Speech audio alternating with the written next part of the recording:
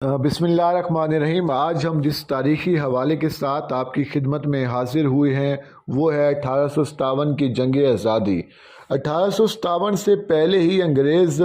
برصغیر پاک و ہند پر قبضہ جما چکا تھا اور 1857 میں کوشش کی گئی کہ اس قبضے کے خلاف جنگ کی جائے اور انگریز کو یہاں سے مار بھگایا جائے، جو کہ ناکام رہی۔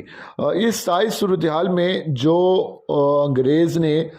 تمام تر علاقوں پہ اپنا قبضہ جمایا ہوا تھا، وہاں پر انگریز نے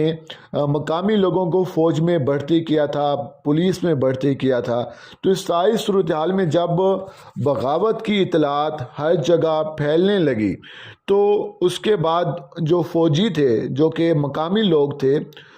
مقامی لوگ جو فوج میں بھرتی ہوئے تھے، ان کے رویوں میں تبدیلی آنا شروع ہو گئی تھی۔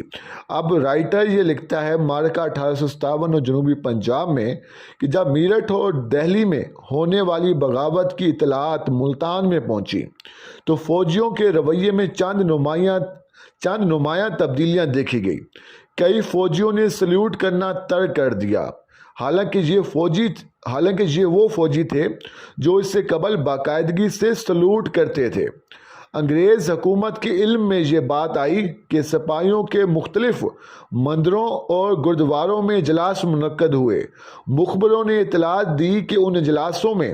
انگریز حکومت کے خلاف گستاخانہ زبان استعمال کی گئی اور غداری اور بغاوت کا عنصر نمایاں رہا۔ یہاں یہ بات بھی اہم تھی کہ مقامی طور پر لوگوں اور فوجی دستوں کو یہ پتہ نہیں تھا دہلی و میرٹھ میں کیا ہوا، اور وہاں ہونے والے واقعات سے یہاں کے لوگ طویل عرصے تک بے خبر ہے۔ ان کو صرف اتنا پتہ تھا کہ ان علاقوں میں کچھ گڑبڑ ہوئی ہے اور غیر معمولی واقعات ہوئے ہیں جو بغاوت بھی ہو سکتی ہے، لیکن اس کا نتیجہ کیا نکلا اس کے بارے میں وہ قطعی لا علم تھے۔ جبکہ لاہور اور فیروز پور میں مقامی فوجی دستوں کو غیر مسلح کیے جانے کے بارے میں بھی وہ مکمل طور پر آگاہ نہیں تھے اور اس کے بارے میں انہیں معمولی علم تھا۔ مقامی انگریز حکومت کی اطلاع تھی کہ مندروں اور گردواروں میں ہونے والے خفیہ اجلاسوں میں ایسے منصوبے بنائے جا رہے ہیں جن میں قلعہ کا محاصرہ کرنے، شہر میں لوٹ مار کرنے اور مٹھی بھر یورپی افراد کو پکڑ کر انہیں بے بس کرنے کی باتیں شامل ہیں۔ مقامی ڈپٹی کمشنر کے مطابق ایک گواہی کی بنیاد پر ایسی باغیانہ تقاریر کرنے والوں کو گرفتار کرنے میں خدشات تھے۔ تاہم ڈپٹی کمشنر نے ایسے اجتماعات کو بڑھنے سے روکنے کے لیے ایک ایسے برخاست فوجی جوان کو جو اجتماعات میں لیڈر کا کردار ادا کر رہا تھا گرفتار کر کے قید میں ڈال دیا، اور وہ اس وقت تک قید میں رہا جب تک دہلی پر دوبارہ قبضہ نہ جما لیا گیا۔ مقامی حکومت کی طرف سے سپاہیوں کی ڈاک کو تقسیم نہ ہونے دینے سے حکومت کے حق میں اچھے اثرات مرتب ہوئے اور انہیں ایک دوسرے کی سرگرمیوں کے بارے میں پتہ نہ چل سکا، اور نہ ہی وہ اپنے دیگر دوستوں کو منظم بغاوت پر آمادہ اور تیار کر سکے۔ لوگوں میں کچھ عجیب سوچ محسوس کی جا رہی تھی۔ شہریوں نے اپنے خزانے جمع پونجیوں کو زمین میں دبانا شروع کر دیا تھا۔ 8 جون کو صبح 2 بجے شہر میں افواہ پھیل گئی کہ 59ویں ریجیمنٹ کے دائیں ونگ نے بغاوت کر دی ہے اور فوجی اپنا اسلحہ چھیننے کی کوشش کر رہے ہیں، لیکن بعد میں انگریز حکومت کی طرف سے لوگوں کو سمجھایا گیا کہ ایسا کچھ نہیں ہوا۔ اگلی رات چیف کمشنر کی طرف سے تمام مقامی ریجمنٹس کو غیر مسلح کرنے کے احکامات موصول ہوئے، اور ان ریجمنٹس کو غیر مسلح کرنے سے یورپی باشندوں نے سکھ کا سانس لیا اور ان کی جان میں جان آئی، کیونکہ اس وقت ملتان میں مقامی طور پر 70 یورپین موجود تھے اور بغاوت اور ان پر حملے کی صورت میں کسی فوری مدد کی توقع نہیں تھی، کیونکہ نزدیک ترین مدد بھی جہاں سے 200 میل کے فاصلے پر تھی۔ انگریز حکومت کے مطابق غیر مسلح کیے جانے کی اس کارروائی کے نزدیکی اضلاع پر بھی اچھے اثرات مرتب ہوئے۔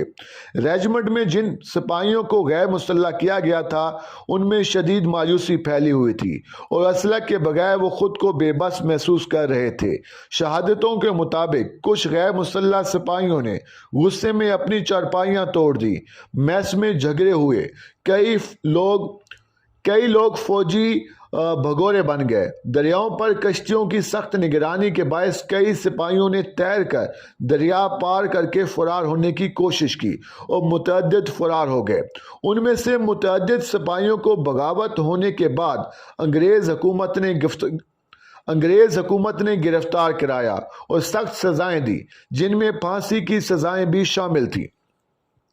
انگریز ڈپٹی کمشنر میجر ایف آئی وائل نے ان حالات میں ایک ایسے سپاہی کا قصہ سنایا جسے وعدہ معاف گواہ بنا کر صوبیدار، میجر اور 10 سپاہیوں کو پھانسی دی گئی۔ انگریز افسر کے مطابق یہ سپاہی، جس کا سابق کردار بہت اچھا تھا، حاضری میں موجود نہیں تھا، جس پر اسے رجمنٹ سے خارج کر دیا گیا۔ اس سپاہی نے کمپنی میں 18 سال خدمات انجام دی تھی اور جلی والا اور گجرات میں بھی انگریز حکومت کے لیے اہم فرائض نبھائے۔ وہ صرف غیر حاضری پر کمپنی سے نکالے جانے پر نالاں پریشان تھا اور اس نے خود کو کمپنی کے سامنے پیش کر دیا، جس پر اسے بغاوت کے مرکز کی طرف روانہ کرتے ہوئے وعدہ لیا گیا کہ اگر وہ ریجمنٹ میں بغاوت پھیلنے کے بارے میں دیگر افسروں کی صحیح اطلاعات دے اور بغاوت کے راز منکشف کرے تو اسے بحال کر کے فوج میں واپس لے لیا جائے گا، جس پر اس نے کمشنر اور ڈپٹی کمشنر کی موجودگی میں